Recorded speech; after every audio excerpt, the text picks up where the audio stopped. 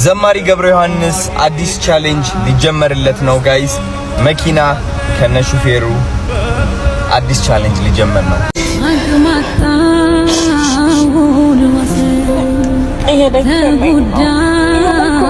ግን አይታይም፣ እንደደከመኝ አይታይም።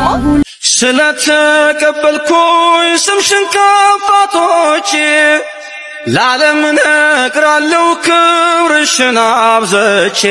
ሰላም ውድ የተከበራችሁና የተወደዳችሁ የዚህ ቻናል ቤተሰቦች እንዴት ናችሁ? ሰሞኑኛ ወቅታዊ አነጋጋሪ የሆነ ቪዲዮችን ይዤላችሁ መጥቻለሁ። ታዲያ ቤተሰቦች ለቻናላችን አዲስ ከሆናችሁ ቻናላችንን ሰብስክራይብ፣ ምንለቃቸውን ቪዲዮች ላይክ ማድረጋችሁን ቀጥሉበት። ወደ ቪዲዮ የመጀመሪያ ማሰማችሁ መረጃ ምንድነው? እጅግ በጣም ብዙ ኦርቶዶክሳውያኖች የምንወደው ዘማሪ ገብረ ዮሐንስ እጅግ በጣም ደስ የሚል ነገር ሊደረግለት እንደሆነ እየተነገረ ነበረ። እስኪ መረጃ ሰምተን እንመለስ። ድል አለ በስምህ ድል አለ በቃልህ ተራራው ይናዳል አማኑኤል ስልህ የምትለዋ ይህች መዝሙር እጅግ ጥልቅ የሆነ የእምነት የመታመንና እንዲሁም ደግሞ መናወጥ የሌለበትን የፈጣሪ ኃይል የሚገልጽ ነው። ታዲያ ይህ ቪዲዮ ለመዝሙር አፍቃሪ ጓደኛችሁ ላኩለት። ድል አለ በስምህ ድል አለ በቃልህ የምትለዋ ቃል ብቻ ፈጽሞ አይደለችም፣ በፈጣሪ ስም ውስጥ ባለው ጥልቅ ኃይል የምትገልጽ እንጂ። ስሙ ተራ ስም ሳይሆን ሰይጣንን የሚያሸንፍ በሽታን የሚፈውስና እንዲሁም ደግሞ የህይወትን መሰናከል የሚያስወግድ ስልጣን ነው። ተራራው ይናዳል አማኑኤል ስልህ የምትለዋ ቃል ደግሞ ተራራ በትልቅነቱ በማይደፈርነቱ የሚታወቅ የችግር ምሳሌ ነው። ነገር ግን አማኑኤል የሚለው ስም ሲጠራ የማይናዱ ተራራዎች ሳይቀሩ ይፈርሳሉ። መዝሙሩ ይቀጥልና ባህር ይከፈላል መድኃኔዓለም ስልህ። ይህ ቃል የሙሴን ታሪክ ያስታውሰናል። ባህር የመጨረሻው ተስፋ መቁረጫ ሲሆን መድኃኔዓለም የሚለው ስም ሲጠራ ግን የተዘጋ መንገድ ይከፈታል፣ ለሞት የተቃረበ ህይወትም ይድናል። የቆምነው ዛሬ በህይወት ስምህን አርገን ነው ጉልበት የምትለው ቃል ደግሞ ዛሬ ሕያዋን ሆነን የምንታየው በውስጣችን ያለው ኃይል ሳይሆን በእምነት የተደገፍነው የፈጣሪ ስም ነው። ስሙ የህይወታችን ጋሻ እንዲሁም ደግሞ የጉልበታችን ምንጭ ነው። ከሜዳ ተጠርተን ብንነክስም ሆነህ ነው ክብርና ሞገስ የምትለዋ ይህች ቃል ደግሞ ከምንም ተነስተን ወደ ከፍታ ስንወጣ በሰው ጥበብ ሳይሆን በፈጣሪ ቸርነት መሆኑ የምታሳይ ቃለች። ታዲያ እናንተስ ስለ ዘማሪ ገብረ ዮሐንስ መዝሙር ምን ትላላችሁ? ሐሳባችሁን አጋሩኝ። ቤተሰቦች መረጃ እንደሰማችሁት ነው እጅግ በጣም ነው ደስ የሚለው። ምክንያቱም ዘማሪ ገብረ ዮሐንስ ባለፈው ሳምንት ላይ አንድ ቪዲዮ በዚህ ብቻ እንደተለቀ ወደ ተሳሳተ ቦታ ሄደ አንዲት እህታችን የመለሰችው ነበር። ታዲያ ይህ ቪዲዮም በዚህ ብቻ እንደላይ ከተቀባበለ በኋላ ነበር አሮናይ ጋርም ደርሶ አሮናይም ይህን ድርጊት ለመናገር የበቃው። እባካችሁን ኮሜንት ላይ ገብታችሁ እስኪ እናንተም ከዘማሪ ገብረ ዮሐንስ የምትወዱትን መዝሙር ኮሜንት ላይ ጻፍ አድርጉልኝ። ወር ኔክስት ምንድነው? እጅግ በጣም አነጋጋሪና አሳፋሪ የሆኑ ሰዎች እየበዙ ነው። በኢሳት ኢትዮጵያ ውስጥ የሴት ጸጉር ቤት ገብተው እንደማንኛውም ሴቶች ካክስ በመንጓት ጸጉራቸውን ሊተኩሱ የተዘጋጁ ወንዶች እጅግ በጣም ብዙ ሰዎችን ያስገርሙ ነበር። አንድ ሰው ቢሆን እንኳን ምናልባት አጋጣሚ ነው ይባላል ከአንድም 3-4 ሰዎች ነበሩ ተሰልፈው ጸጉራቸውን ሊሰሩ የተዘጋጁ። ታዲያ በዛ ጉዳይ ላይ ሰመረ ባሪያውም አስገራሚ የሆነ ነገር እየተናገረ ነበር። እስኪ መረጃ ሰምተን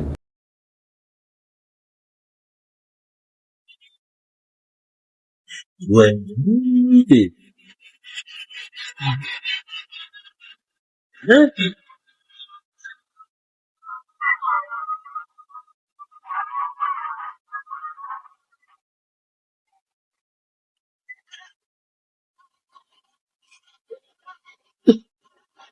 እኔ እኮ ምን ነው ግን የሚያስተምሯችሁ? እኔ እኮ ግራ የገባኝ ደግሞ እንደዚህ ደግሞ አላው። እኔ የምለው ስልጣኔ ማለት የጾታዊ ነገሩን መቀላቀል ይሆን እንዴ? ቀሚስም ለምን አታረጉም ታዲያ? ኖርማሊ በየየለት ልብሳችሁን ቀሚስ አርጉ። ይሄ በየወሩ የሚደረገውን ፓንት ላይ የሚለጥፈውን ማርጉ። የተለያየ ነገር ለምን አታረጉ? ይቀር ወይ አንድ ፊቱን እኮ ምንድነው እየሆናችሁ ያላችሁት? ማንን ነው የምታዩት? እኔ ሞዴላችሁ ማን ነው? እንደው በመድኃኔዓለም የምታዩት የሆነ ሞዴል አለ። ሞዴል አርቲስት የመጨረሻው አሁን አንቺ ማንሽ ሽብሬ ጌጤ እንትን አርገሽ እንደዚህ የምትወዛው የት ሀገር ነሽ? ኢትዮጵያ እንደዚህ አይነት ካልቸር የለም። እንደዚህ አይነት አለባበስ የሚለብስ ወንድ የለም። የትኛው ብሔረሰብ አባል እንደዚህ አይነት እንደሚለብስ አላውቅም። እኔ ድምቅ ያለ ጎማት ግጥም ያለ ቀሚስ አርጎ የሚገኝ የለም። ጸጉር ቤት በዚህ ብዙ ሰዎች ታብራሩታላችሁ። ራስን መጠበቅ ጉዳት የለውም። ታያለሽ ትመጫለሽ። አንዷ ገና ለገና ያስመጣሁት ኮስሞቲክስ እና የሆነ ምናምን ቅባት ይሸጥልኛል ብለሽ ድንጋይ እግር መፈግፈጊያ እናንተን ይሸጥልኛል ብለሽ አንቻው መተሽ ጀስቲፋይ ታደርጊያለሽ። ወንድ ልጅሽ እንደዛ አድርጎ ጥፍር ቀለም ተቀብቶና ጸጉሩ ተኩስ ተተኩስ ባይስትራ ምናምን ስትሬት ተሰርቶ ቢመጣ አባጁ አንቺ ነሽ። እንዴት ዝም ይላል? ማብሰብት ይሆንታልሽ። በቃ አገባንም የዛን ቀን ኃላፊነት መውሰድ ማለት ከትልልቆቹ ጀምራል። አበላሾቹ እናንተ ናችሁ። የሴቶች ጸጉር ቤት በወንድ እንደዚህ ክራውድድ ሆኖ ሲታይ ሹሩባ ልትሰሩ ጭን ስር ተቀምጣችሁ በየሰፈሩ እንደሚሰሩት ሰዎች ተኩስ ልትተኩስ ከዛ በኋላ ምንድነው ሮላችሁ? ማስኩሊን የሚባል ነገር እኮ አለ። ወንድ ነው በቃ ዞሮ የጸጉር ስታይልን ማልረዳ ሰው ይያል እረዳለሁ። የጸጉር ስታይል ሰው ልጅ ወንድ ሆኖ ማስኩሊን ሆኖ ጸጉር ስታይላቸው ድሬድ ሎክ አቃለው ከዛም በፊት አቃለው ልታሳብቡ ነው። አጼ እንትና እንዲነበሩ ልትሉ ነው የሉም። አሁን አጼ እንትና አሉ ዙሪያችሁ የሉም። ካልቸር የሚቀያየር ነው፣ ማህበረሰብ የሚቀያየር እስከሚገባኝ ድረስ አሁን ባለነው ማህበረሰብ እንደዚህ አይነት የወንድ አይነት ስታይል የለም።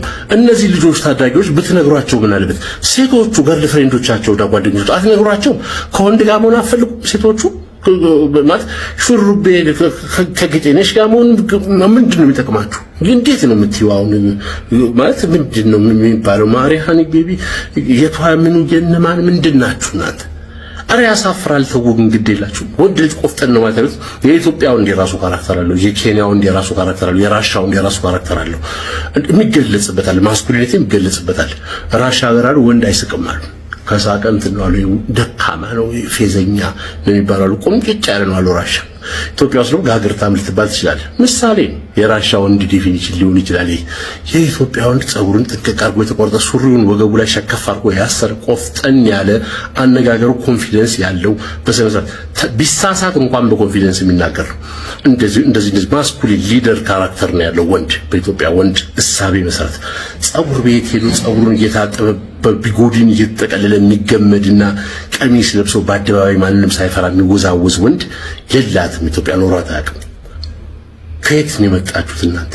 ሰፈራ ወንድ አለ ቤታችሁ ፊገር አባት ምናምን የሚያሳድግ ሰዎች ሰመረ ባሪያው ሲናገር የነበረው ነገር እጅግ በጣም ትክክል ነው። ይሄን ነገር ካሁኑ ማስቆም አለብን። ምክንያቱም ይሄ ነገር እንደቀል የተሳቀ የሚታለፍ ከሆነ የማይሆን ነገሮችን ኢትዮጵያ ውስጥ ለማንጸባረቅ እየሞከሩ እንደሆነ ነው እኔ የሚሰማኝ። ተረናንተስ የሰመረ ባሪያው ነገር እንዴት አገኛችሁ? ታሳዋችሁ ኮሜንት ላይ አስቀምጡልን። ቤተሰቦች ሁላችንም እንኳን ደስ አለሽ ልናት ይገባል። እህታችን የትናየት በኦክሲጅን ለመተንፈስ እጅግ በጣም ብዙ እንደምትቸገር እየተናገረች ነበር። ብዙዎቻችሁ ታውቃላችሁ። ታዲያ አሁን ላይ አዶናይ ባደረገላት እጅግ በጣም ደስ የሚል አስተዋጽኦ ይህ ነገር ተቀርፎ ከውጭ ሀገር እጅግ በጣም ዘመናዊ የኦክሲጅን መተንፈሻ እንደመጣላትም እየተሰማ ነበር። እስኪ ደግሞ መረጃም ሰምተን እንመለስ። አንድ ሰርፕራይዝ አለን። አሁን ሰርፕራይዝ ላሳየሽ ነው። ዝግጁ ነሽ?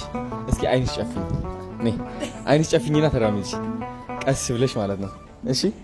አዎ፣ ቆሚ እዚህ ጋር እንዳታይ እንዳትገልጪው አይንሽ።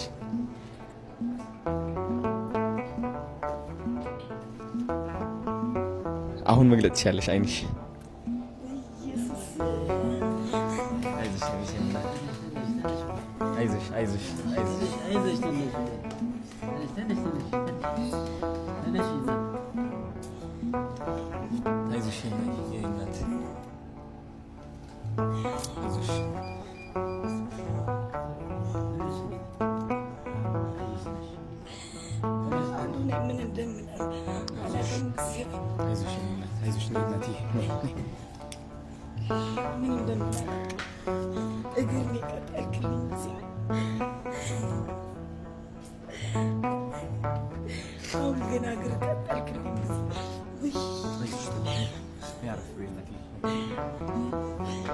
እኔ አይደለም ክብር የሚገባኝ አንተ።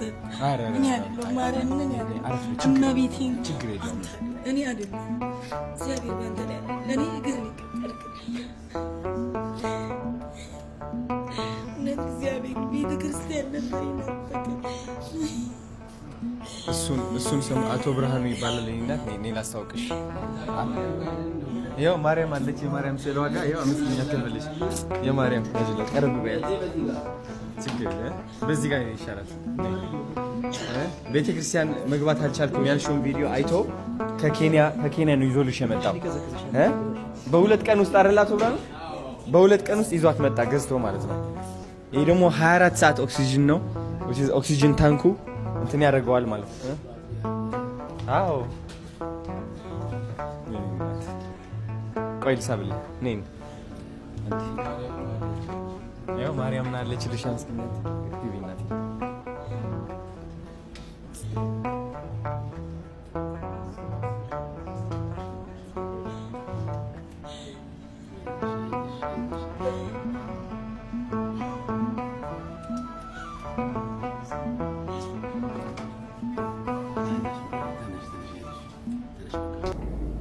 ቤተሰቦች መረጃው እንደሰማችሁት ነው። እግዚአብሔር ሙሉ ጤንነቷን ይመልስላት። እጅግ በጣም ደስ የሚል ኢትዮጵያዊ መረባረብን ነበረ በዚህ ጭታችን ላይ የተመለከትነው። ታዲያ ቤተሰቦች እናንተም እጅግ በጣም ደስ የሚል ነገር ነበር አይታችሁ እናንተም የተሰማችሁን ሀሳብና አስተያየት ኮሜንት ላይ አስቀምጡልን። እግዚአብሔር ጨርሶ ይማርሽ ያላችሁ ሀሳባችሁ ኮሜንት ላይ ጻፉ።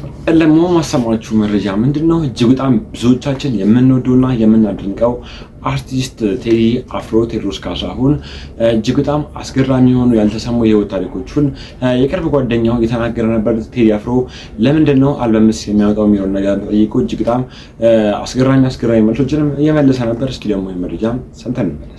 የሙዚቃው ሰማይ ይባላል ቴዲ አፍሮ አዲስ አልበም ሊያወጣ እንደነበረ ሁሉ ነገር እየተጠናቀቀ መስመር ላይ እንደገባ በአንድ ወቅት ላይ በጣም ይናፈስ የነበረ ወሬ ነው። የቴዲ አፍሮ አልበም ታዲያ አልዘገኝም? እንዴት ነው ይሄ ነገር? ከተባለበት ቀን ዘግይቷል። ከዛሬ ዓመትም በፊት ያው ህዝቡ ይጠብቃል። ህዝቡ አንድ ነገር ሲያይ ይጠብቃል። እኔ እንዲያውም ብዙ ጊዜ ቲክቶክ ላይ የምጠየቀው ላይቭ ስገባ የሚጠየቀው ብዙ ሰዎች የሚጠይቁት ነገር ነው። አድማጭ ምናምን ብቻ ሳይሆን ባለሙያዎች ራሳቸው እንዴት ነው የቴዲ ስራ ብለው ይጠይቃሉ። አሁን ስለ ቴዲ አፍሮ አልበም እኔ ማለቁን አውቃለሁ። ብዙ ዘፈኖች ተሰርተው ተመርጠው ሁሉ ነገር ምናምን ማለቁን አውቃለሁ። ብዙዎቹ ወይም ደግሞ ሁሉንም አሁን ሊወጡ የተዘጋጁትን ሁሉንም ሰምቻቸዋለሁ። አዲሱ አልበም ላይ አዲሱ አልበም ግን በዚህ ቀን ይወጣል ለማለት እንትን አትልም። መረጃው የለኝም። አሁን ቴዲ እንዴት ነው ቴዲ አልበም መቼ ነው የሚወጣው ምናምን ብትሉ እግዚአብሔር ያውቃል። እንደዚህ ነው የሚለው ቴዲ እንደዚህ ነው የሚለው እንጂ ሊግምት ምናምን አይናገርም። እኔ እርግጠኛ ነኝ በዚህ ጊዜ ይወጣል የሚለው ራሱ ከቴዲ ፎቶ ነው ብዬ አላስብም። ካለኝ ከማውቀው ጸባዩ ማለት ነው። እግዚአብሔር ያውቃል ነው የሚለው እሱ እና ደግሞ ትክክል ነው ብዬ አስባለሁ። ምክንያቱም ዛሬ ብለው ነገ ብለው ዛሬ ምናምን የሚያወጡ የዛሬ ዓመት ብዙ ሰዎች አሉ። የሙያው ያካሄድ ሁኔታም ነው የሚያስገድዳቸው እና ቴዲ አሁንም መቼ እንደሚያወጣ ምናምን አላውቅም። ግን እኔ እንዲያውም እንደዚህ እቺን ነገር ስናወራ አንድ ነገር ትዝ አለኝ። ሙዚቃዎቹን ሰምቻለሁ ብያለሁ። ምን ሆነ መሰለህ አንድ ጊዜ ራዬ ቤት እናቱ ጋር ሄድን። አንድ ቦታ ለቅሶ አብረን ደረስንና እናቱ ቤት ሄድን። እሺት ምሳ ነበር። ምሳ ተጋበዝኩኝ። ዛለታ ያው የቴዲ ከሙያው ምናምን አለ አይደለም። በጣም ከባድ ነው ሙያው። ትህትናው ደግሞ ገዳይ ነው። ትህትና ቴዲ ተነስቶ ብፌ ላይ ሲያነሳልኝ ምናምን በጣም ደስ ይላል። ጓደኝነቱ፣ መቀራረቡ፣ አብሮ መኖሩ እንዳለ ሆኖ ግን ሁልጊዜ እንዲህ አይነት ነገር ሲደረግልህ አንዴ እንኳን የማይዘናጋ ሰው ነው። በዚህ ጉዳይ በጣም ትህትና አለው እና እዛ ተስተናግጄ መጨረሻ ላይ እዛው እናቱ ቤት ደግሞ ቁጭ ብሎ ሙዚቃ ምናምን የሚያሰላስልባት ቦታ አለች። እዛ ገብተን ቁጭ ብለን ደግሞ ሰምታችኋል አይደል አለኝ። አዎ አልኩት። ዛሬ የምትሰማው አንድ ዘፈን አለ፣ ለስላሳ ዘፈን ነው። እሷን አሰማሃለሁ። ማዲንጎ ወንድምህ እንደሆነ አውቃለሁኝ። ማዲንጎ ሁሉንም እንዳንተ ሰምቷቸዋል። እቺን ዘፈን ግን ማዲንጎ አልሰማትም። በጣም ነው የማዝነው እና ስማት ብሎኝ ከፈታት። እኔ ቁጭ ብዬ ሙዚቃው በጣም አሪፍ ሙዚቃ ነው፣ ሙዚቃውን እሰማለሁ። በመሀል ቀና ብዬ ሳይ እንባው ቅጣም ብሎላል። የለማይኑ በርበሬ መስሉ እንባው ቅጣም። ማዲንጎም በጣም ነው የሚወደው ለኔ ራሴ ላነፋረቀኝ ይላልና የመጨረሻውንም ዘፈን ሰምቻታለሁ ለማለት ነው። ስለዚህ አልቋል ለማለት እደፍራለሁ። መቼ ይወጣል ግን እንዳልኩ ነው። በቃ አይነግርህም ማለት እኔ እንዴት እንደሆነ ቴዲ ራሱ ነው የሚያውቀው። እግዚአብሔር ያውቃል። እሱ አሁን ብዙ ነገር ስለ ከቴዲ አፍሮ ጋር ስታወራ ምናምን ብዙ ጊዜ አንድ ነገር ስታወራ ለምሳሌ ስለ ሰው ካነሳሽ አትችልም፣ እሱ ጋር አትችልም። እከሌ ብሎ ብለህ ጨዋታ ስትጀምር ትናኮ ስትል ግራ አትፍረድ ይላል። አትፍረድ የሚል በቃ ያስቆማል። በታምር አይሰማህም። ገርም ነው። ዋው በጣም አይሰማም። በቃ እከሌ እኮ እንደዚህ ምናምን ስትተው ተው አትፍረድ ይላል። ያስቆማል። ትልቅ ነገር። አንድ ጊዜ ምን ሆነ መሰለህ? አማቾቹ ቤት ነው የእህቱ ባል አባት አቶ ኢያሱ የፓራዳይዝ ቤት አማች አይደሉ? የእሱ ልጅ ነው የቴዲነት የሚያገባው። እዛ የቴዲ እህት ባል ወንድም ያቶ ኢያሱ ደግሞ ያገባና መልስ ቤቱ ነበርና እዛ ተጋብዘን ነበር። እዛ ሄደን እንጫወታለን እንላለን። ከላይ ፕላስ የመጀመሪያው ፍሎር ላይ ነው ያለነው። የተጫወተ ምናምን ሰው ስለነበረ ንፋስ ለመውሰድ አረዳለሁ። ሰገነት አለው እንወጣለን። ከሰገነቱ ስር ምንድነው ያለው? እንትን ያለው ድንኳን አለ። ከታች ሙሉ ህዝቡ የአካባቢው ህዝብ ምናምን ያለበት ተጋባዡ እሱ ነው ያለው እና እዛ እንደዚህ ወደ ታች ልክ እኛ ካለንበት ስር ያሉት የቤተክርስቲያን ሰዎች ናቸው። ቁጭ ብለው የተጫወቱ አይቻቸዋል። ቴዲም አይቷቸዋል። እኛ በረንዳውን ተደግፈን እናወራለን ከኔ ጋር አንዳንድ ነገር ያሁን ኢየሱስ ሲያወራ መስማት ነገር ሁሉም ሙዚቀኛ ሲያወራ መስማት ነው። እኔ ብዙ አልሳተፍምና እያወራን እያለ ምን ይሆናል? በመሃል ቄሱ ትልቅ ስልክ ነው አውጥቶ ቪዲዮ ማየት ይጀምራል። እሺ ወደ ታች እየታየ እንደዚህ ቅርባቸው እንደዚህ። እሺ እና እኛ ከጀርባቸው ላይ ነን ያለን። ቄሱ አውጥተው ቪዲዮ ሲያዩ ቴዲ ቲክቶክ ከሸከሹ እንደዚህ ነው የሚሉት። ስለው ተው ምን ማለት ነው? እነዚህ የእግዚአብሔር ወታደሮች ናቸው። ተው እንደዚህ አይባል። እሺ ስለው ደግሞ አትርሳ ሰው ናቸው አለኝ። ማይ ጎድ በጣም ትልቅ አባባል ነው። እኛም መሰለህ በቃ መፈረጃ አይደለም መስጠት ነው። በጣም የሚገርም ነው። ይሄ በጣም እኔ በሆነ ከምን እንደመጣ የሚገባ ነው። እኔ እንደዛ ብትለኝ አይደል ምናምን ብዬ ነበር።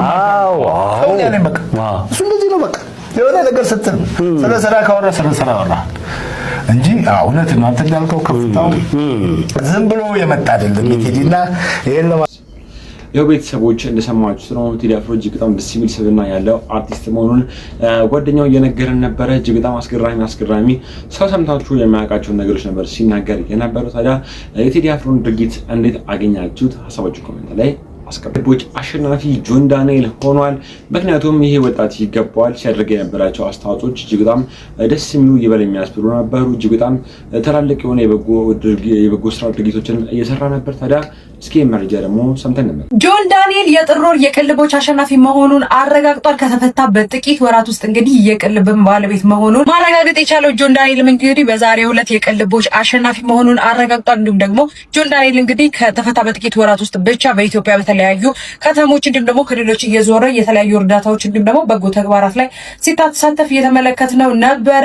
ማረሚያ ቤት ከገባና ከማረሚያ ቤት ከወጣ በኋላ እንግዲህ እጅግ በጣም መልካም የሆኑ ባህሪዎችን በተለይም ደግሞ የቅልብ ባለቤት መሆኑን የሚያረጋግጡ በርካታ ስራዎችን ሲሰራ እንደነበረ የሚታወስ ነገር ነው። ጆን ዳንኤልም እንግዲህ ፍቅር እንዲሁም ደግሞ እርዳታና ቅን መሆን ድንበር እንደሌለው ሃይማኖት እንደሌለው ዘር እንደሌለው ጭምር አስመልክቶ ነው። እንኳን ደስ አለህ ያላችሁ እናንተ ማሳቦች ኮሜንት ላይ አስቀምጡ። ደረጃ ምንድነው? ዋንትያ እጅግ በጣም ሆዱ ሰዓት እጅግ በጣም ትልቅ መራር ሀዘን ውስጥ ሆነ አንድ ቪዲዮ እዚህ ብቻ ላይ አጋርታ ነበር። ታዲያ እጅግ በጣም ብዙ ሰዎችም ለምንድነው ሁሉ ነገር የሚፈጸምባት ነው የግል ሀሳብና አስተያየታቸውን እየሰጡ ነበር። እስኪ ደግሞ መረጃ ሰምተን ነበር። ይሄ ግን አይታይም፣ እንደደከመኝ አይታይም። እነዚህና መሰል እንባዎች ያለ ምክንያት የሚፈሱ እንባዎች አይመስሉም። በቪዲዮ ያልወጡ ስንት እንባዎች ይኖር ይሆን? ከእያንዳንዱ ከነዚህ እንባዎች ጀርባ ሰውን ለማስደሰት ራሱን የሰዋ ነገር ግን ራሱን የረሳ እጅግ የደከመ ነፍስ ስንቱ ይኖር ይሆን? ቤት ይቁጠረው። እየደከመኝ ነው፣ እየሞከርኩኝ ነው፣ ነገር ግን እየደከመኝ መሆኑ አይታይም ስትል እህታችን ስቅስቅ ብላ የምታለቅሰው የህይወትን ድካሟን የሚገልጽ ነው።